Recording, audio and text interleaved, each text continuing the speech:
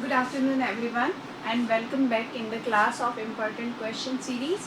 Now we will do model paper number 3.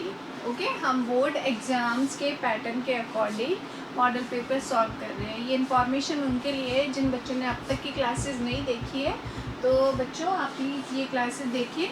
और model paper मैं कुछ सॉल्व करवा रही हूँ. तो आज मैं लेके आई हूँ आपके सामने जो बोर्ड की साइड पे जो मॉडल पेपर पब्लिश हो चुका है उसकी ये बारे में हम थोड़ा सा डिस्कशन जो है वो स्टार्ट करते हैं. तो देखिए सेक्शन 1 जो है हमारा सेक्शन ए है ना, इसके अंदर आपके 3 पोर्शंस हैं. आप सब जानते हैं कितने मार्क्स का पेपर है ये 56 मार्क्स का पेपर. इसमें से जो सेक्शन ए है सेक्शन ए, उसके अंदर एमसीक्यूज है 9, फिलअप्स है 9, 4 और वेरी शॉर्ट क्वेश्चंस है 8. तो फर्स्ट एमसीक्यू जो आपका पूछा जा रहा है वो है which of the following organism show parthenogenesis. Who shows parthenogenesis. Parthenogenesis का मतलब क्या है?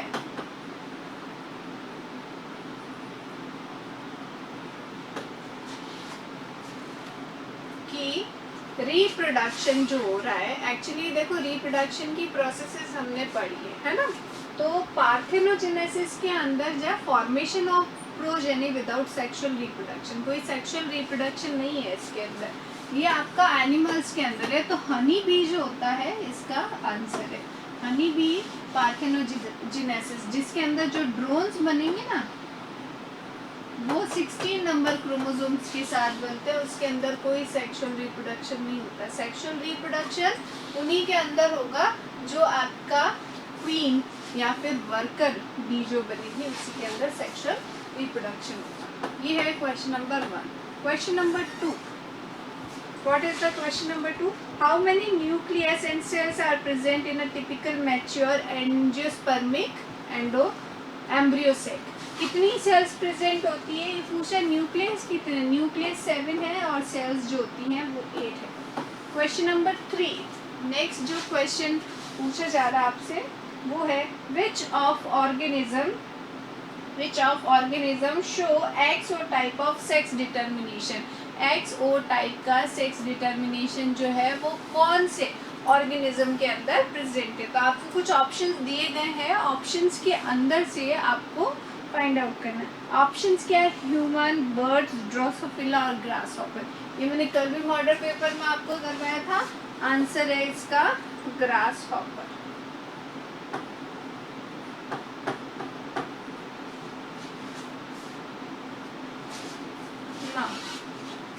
Question number 4. क्वेश्चन नंबर 4 आपसे पूछ रहा है by which bond nitrogen base is attached to pentose sugar in the molecular structure of DNA. कौन से बॉन्ड से नाइट्रोजन बेस पेंटोज शुगर से अटैच्ड होता है? ये है आपका पेंटोज शुगर और यहाँ पे नाइट्रोजन बेस. तो ये है ग्लाइकोसाइडिक बॉन्ड. ग्लाइकोसाइडिक बॉन्ड, ठीक है, इसके थ्रू ये अटैच्ड होता है. Question number 5. क्वेश्चन नंबर 5 क्या पूछ रहा है आपसे? ये पूछ रहा है which of the following is an example of autoimmune disease. Autoimmune disease बार बार ये क्वेश्चन पूछा जा रहा है. एड्स, कैंसर, रियूमेटॉइड आर्थराइटिस और एलिफेंटेसिस. तो आंसर क्या है? रियूमेटॉइड.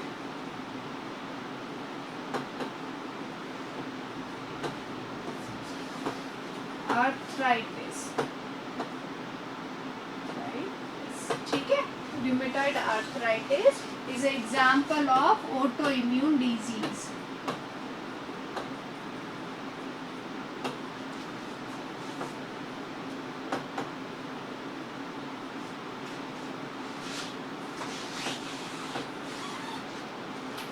क्वेश्चन नंबर 6 पूछा है which disease in an example of non contagious disease. Non contagious disease कौन सी है?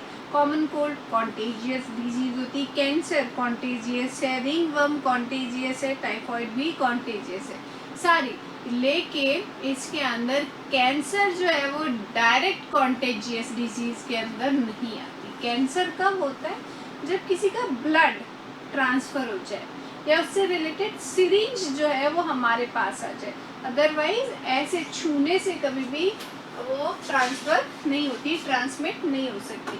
तो नॉन कॉन्टेजियस डिजीज कौन सी है? कैंसर। क्वेश्चन नंबर 7 है आपका, विच of the following variety of wheat is leaf and stripe rust resistance?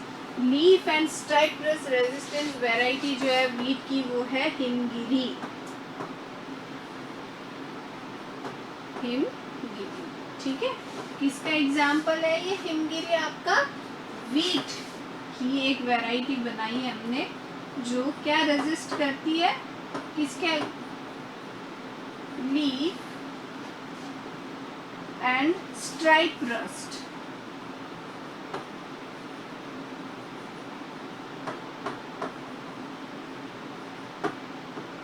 Resistance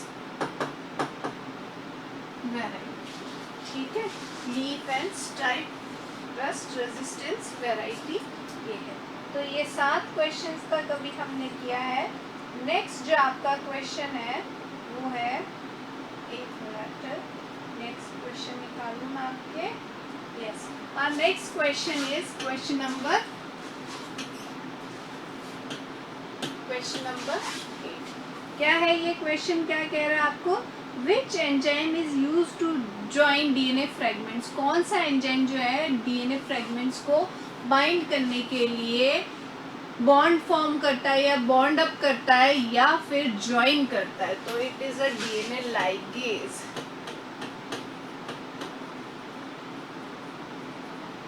this is the DNA ligase.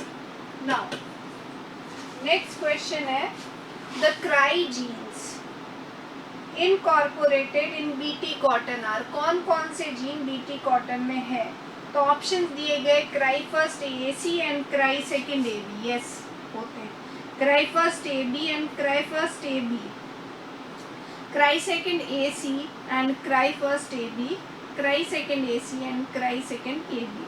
तो आंसर क्या है? Cry first AC, cry first AC and cry second A, ठीक है ना। ये है आपके genes. Is it clear to everyone? Now we will go on the next part which are fill ups. तो पहली जो फिलअप है आपकी वो आपसे पूछी जा रही है, first fill up, the method of producing thousands of plants through tissue culture is called. ऐसी मेथड्स टिश्यू कल्चर की जिससे एक साथ थाउजेंड्स प्लांट का कल्चर हो सके, उसे हम क्या बोलेंगे? Micro propagation. Micro propagation.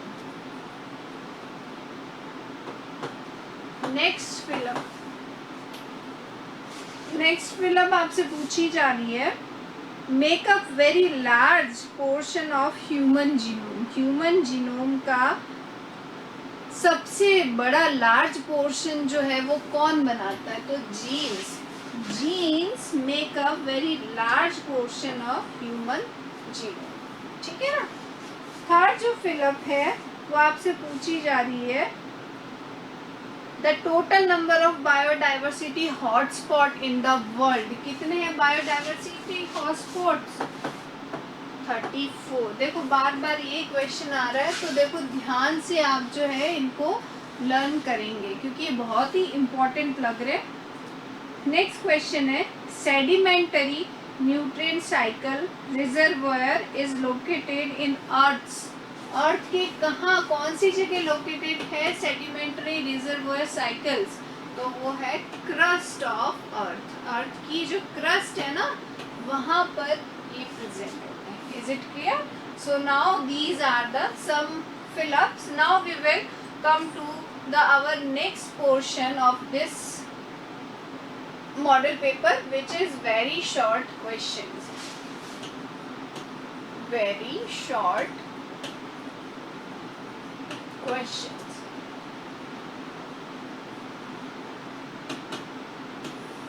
First very short question, पहला जो वेरी शॉर्ट क्वेश्चन है आपका वो है define linkage. Define linkage, there is no distance और zero distance between two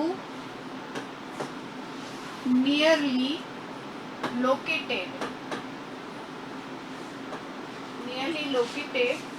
genes is known as linkage। उसे हम क्या कहेंगे? Linkage. Linkage is indirectly proportional to recombination. जितना ज्यादा लिंकेज होगा उतना ही कम रिकॉम्बिनेशन होगा। ठीक है, नेक्स्ट क्वेश्चन है write the name of disease caused by point mutation. Point mutation के थ्रू जो डिजीज कॉज हो रही है वो कौन सी डिजीज है आपकी? है sickle cell anaemia. Sickle cell anaemia, ठीक है ना। Sickle cell anaemia is disease which is caused by, किसके थ्रू कॉज्ड हो रही है? पॉइंट म्यूटेशन के थ्रू। ठीक है, 6 अमीनो एसिड इसके अंदर चेंज होता आता है ना, ग्लूटामिक एसिड की जगह वेलानिन बन जाता है। हीमोग्लोबिन का बीटा चेन का 6 amino acid. Clear? Now write down the definition of immunity. Definition of immunity, तो क्या है definition of immunity? Ability to fight against the pathogen. Ability of our body to fight against the pathogen is known as immunity. Ability to fight against the pathogen, against the pathogen is known as immunity। उसे हम क्या कहेंगे? immunity। clear? okay, the next question, which part of plant is best suited for making virus free plant and why? Plant का कौन सा part best होता है virus free plant बनाने के लिए? तो it is a apical meristem. Apical meristem क्यों होता है? क्योंकि ये सेल डिवीजन जोन है, सेल्स बनती रहेंगी इसके अंदर, तो कहीं ना कहीं नॉन इन्फेक्टेड सेल जो है वो भी आपको मिल जाएगी, तो हम फिर वायरस फ्री प्लांट बना सकते हैं। नेक्स्ट क्वेश्चन है define gel electrophoresis. Technique of separation of DNA fragments on the basis of their molecular weight is known as gel electrophoresis, in which we will separate DNA fragments on agarose gel। ठीक है, next है define transgenic animals.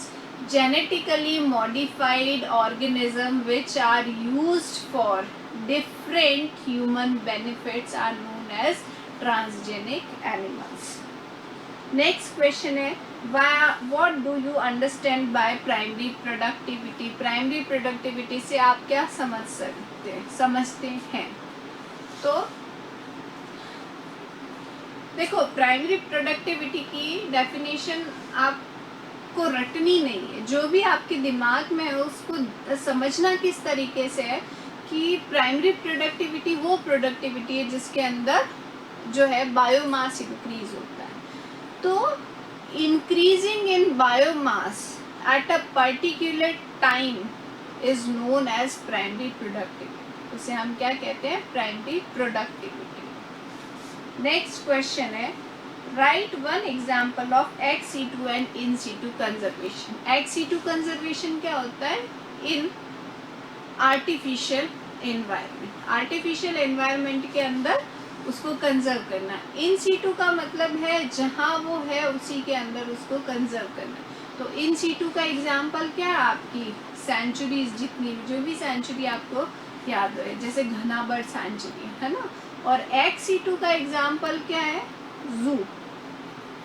ये जो जू वगैरह हम देखते हैं, ये एक्स सीटू का एग्जाम्पल है। क्लियर। नेक्स्ट क्वेश्चन है अपने, अब एक शॉर्ट क्वेश्चंस, हम अब आ जाते हैं सेक्शन बी पर।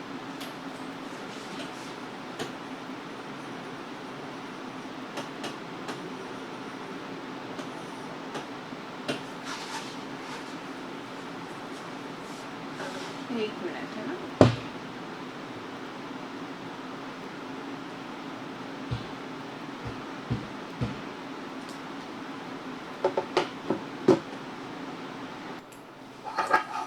Okay, so now we are doing section B. As you know, it contains 1.5 marks for each question, है ना।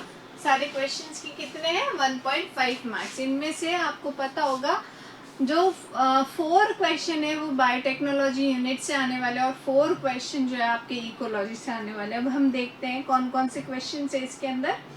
देखिए, पहला जो क्वेश्चन है, write the name of any 3 methods to assist infertile couples to have children। 3 methods बतानी है आपको। In vitro fertilisation, ठीक है, artificial insemination, intra uterine transfer, ये 3 मेथड्स आप इसके अंदर यूज कर सकते हैं। इंट्रा यूटेराइन ट्रांसफर, दूसरा है इन विट्रो फर्टिलाइजेशन, और तीसरा मैंने आपको क्या बताया अभी, आर्टिफिशियल इंसेमिनेशन। क्या क्या है इसके अंदर, इंट्रायूटेराइन ट्रांसफर के अंदर तो अगर कोई फीमेल या मेल जो है उनके गैमीट्स जो है वो ढंग से प्रॉपर डेवलप नहीं हो पा रही है, फर्टिलाइजेशन में कोई प्रॉब्लम आ रही है, they are not compatible to each other, तो उसके अंदर हम जो है यूटेराइन के अंदर गैमीट्स ट्रांसफर करवाएंगे। इन विट्रो फर्टिलाइजेशन हम बाहर करवाते हैं और एम्ब्रियो को ट्रांसफर करवाएंगे अंदर। आर्टिफिशियल इंसेमिनेशन, अगर मेल जो है वो इनफर्टाइल है तो उसके स्पर्म्स को जो है हम आर्टिफिशियली इंसेमिनेट करवाएंगे। क्लियर।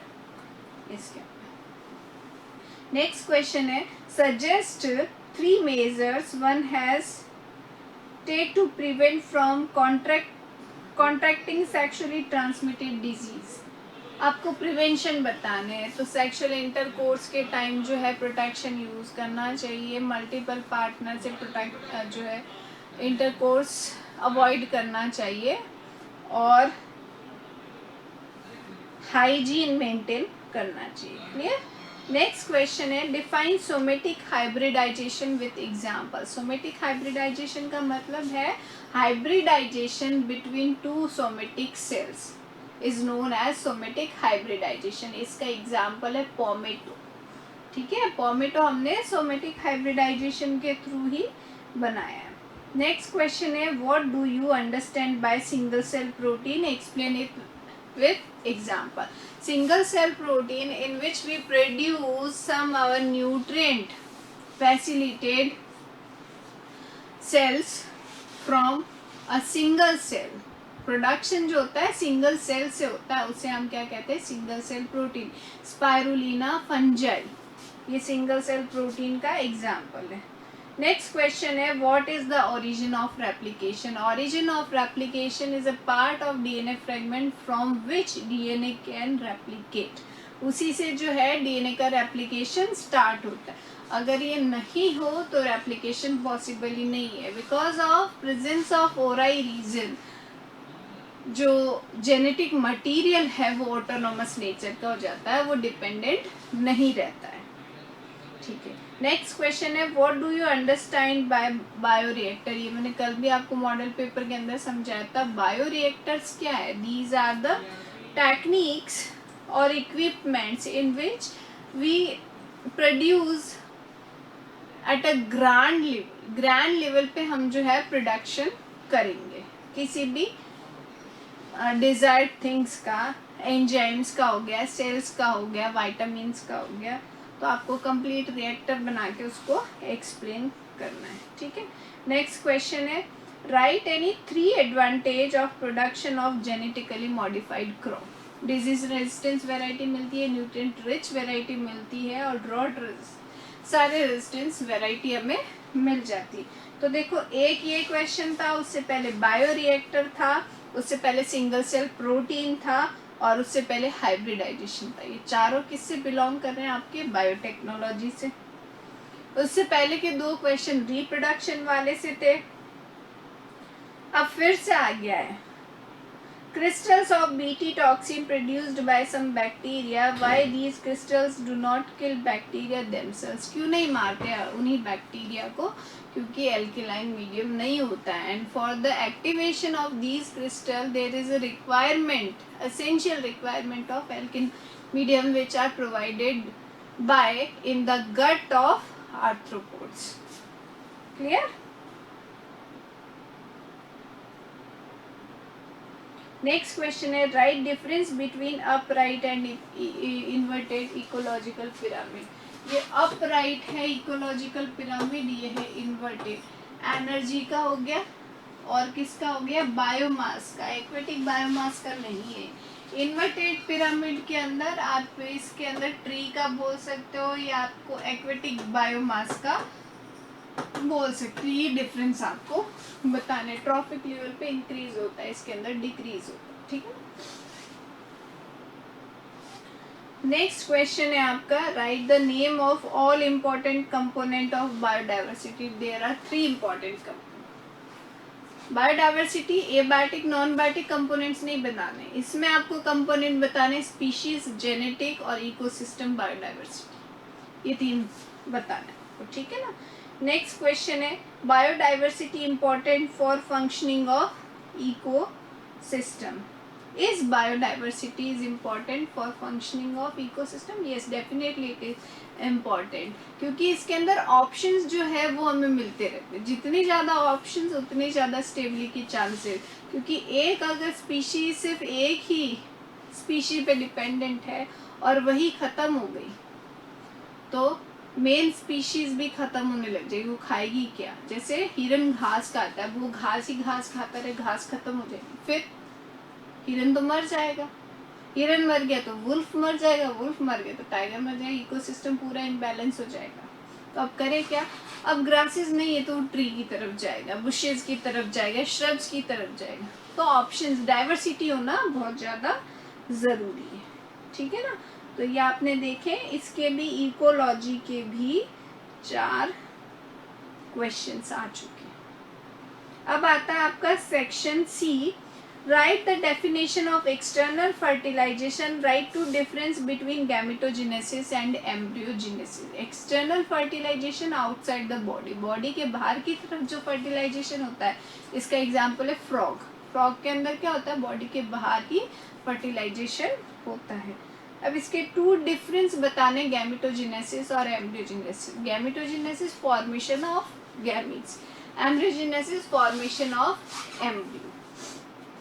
ठीक है। गैमेटोजेनेसिस में क्या होता है? मियोसिस होता है और एम्ब्रियोजेनेसिस के अंदर क्या होता है? माइटोसिस होता है। क्लियर?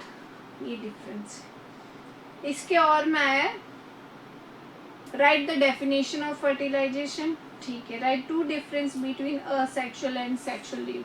फर्टिलाइजेशन की डेफिनेशन अब तक मेरे ख्याल से आप सब लोगों को आ चुकी होगी। डिफरेंस है एसेक्सुअल और सेक्सुअल में। एसेक्सुअल में सिंगल पेरेंट, सेक्सुअल के अंदर 2 पेरेंट्स पार्टिसिपेट करते हैं। असेक्सुअल में कोई भी जेनेटिक वेरिएशंस डेवलप नहीं होती है, क्लोन्स बनते हैं, उसके अंदर जेनेटिक वेरिएशंस डेवलप होती है। नेक्स्ट क्वेश्चन है write the reason and 2 symptoms of Turner syndrome chromosomal disorder। Turner syndrome chromosomal क्या है? सेक्स लिंक डिजीज है, जिसके अंदर 45+ X ये बन जाता है। और किसके अंदर होता है? फीमेल के अंदर होता है। और फीमेल की कंडीशन क्या होती है? 2 X होती है, 44+ XX। अब एक X नहीं है, फेमिनाइन कैरेक्टर्स जो है वो डिक्रीज हो जाएगी, फेमिनाइन कैरेक्टर्स ढंग से बनेंगे, है ना, मेलिश कैरेक्टर डेवलप होने लग जाते हैं। नेक्स्ट क्वेश्चन है write the name of water borne disease and what measure would you take to prevent it. Water borne disease, amoebiasis और मलेरिया, आपकी चॉइस है, कौन सा लिख रहे हो आप? थोड़ा सा एक्सप्लेन करोगे आप उसको। और प्रिवेंशन कैसे प्रिवेंट करना, हाइजीन मेंटेन करना है, पर्सनल हाइजीन, हैंड वॉश, अगर मलेरिया दिख रही है तो गैम्बूशिया फिश रख देना उसके अंदर, जो भी वाटर सोर्सेज, ताकि वो लार्वास को खा सके। ठीक है ना, ये सब आपको उसके अंदर लिखना। So this is all about our section C, जिसके अंदर 3 क्वेश्चन है और तीनों के अंदर आपको ऑप्शंस दिए जाएंगे। अब है आपका सेक्शन डी, जिसके अंदर आपको 2 क्वेश्चन मिलेंगे ऑप्शंस के अंदर। पहला क्वेश्चन है what do you understand by double fertilization and triple fusion. Double fertilization and triple fusion is a characteristic of angiospermic plant in which one male gamete fertilized with egg cell, which is known as primary or first fertilization, and second male gamete fuses with central cell, which is known as secondary or double fertilization. ठीक है, and from the primary fertilization there is a definitely formation of zygote, क्योंकि इसके अंदर male gamete और egg cell का fertilization होता है। But 2 polar nuclei और मेल गैमेट्स जब मिलते हैं तो एंडोस्पर्म का फॉर्मेशन होता है, और ये आपको इसके अंदर एक्सप्लेन करना है विद डायग्राम। नेक्स्ट क्वेश्चन आपसे पूछा जा रहा है कि why apple is known as false fruit, because it is made up of part other than ovary. Ovary के अलावा जो पार्ट फ्रूट्स में कन्वर्ट होते हैं वो फॉल्स फ्रूट में आते हैं, और ये है थैलेमस, जो स्वेलन होके क्या बनाता है, आपका फ्रूट बनाता है। फिर एक कौन सा पार्ट बनाता है, तो थैलेमस बनाता है। और फिर पूछे डायग्राम बनाना आपको, तो डायग्राम तो बहुत इजीली बन जाएगा आप एप्पल का। ठीक है, सो ये हमारा मॉडल पेपर था। अब आपको और भी कोई प्रॉब्लम हो आप डेफिनेटली पूछ सकते हैं। Okay then, bye.